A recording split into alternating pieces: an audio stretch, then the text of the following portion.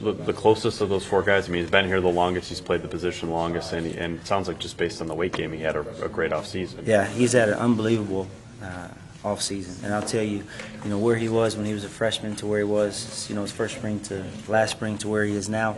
I mean, he's definitely focused and making that jump. So, I wouldn't. Again, I don't want to put any pressure on him to, be able to say that he's got to be this guy for us, but he's coming along and he's probably ahead of what we anticipate. Okay. With Robert, obviously last year he was kind of your swing guy, playing to the field, playing to the boundary from time to time.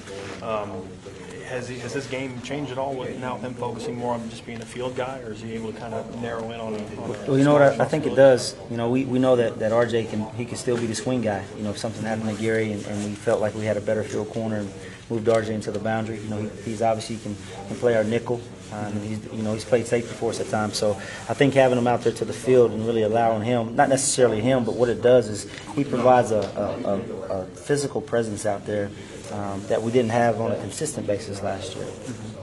And then with that, with Bennett, you had talked about how you felt he was making good strides in the spring. Where's he come since from that point in time until now? It's still early yet in camp, but what kind of strides has Bennett making? I think in the spring his head was swimming. He didn't know how to line up. He didn't know exactly what he was looking at. He didn't know the proper footwork. And I think that throughout the summer he worked with some of the other guys, some of the veterans that kind of understood our techniques, our systems, our concepts. And coming into August camp, you can see now. I don't have to yell at him or scream at him to get lined up. He actually knows how to line up. He knows the proper depth. He knows his eye placement. Now his progression is just, okay, now I've got all that down, so now I've got to progress my game to start making plays, to relax and not overthink and not be a robot, not be so mechanical. Just go out there and just play.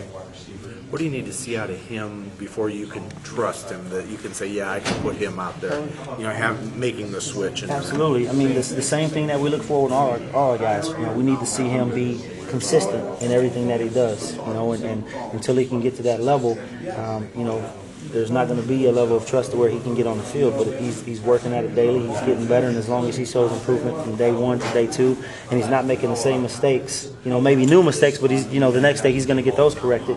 So an overall consistency from him is what we're looking for.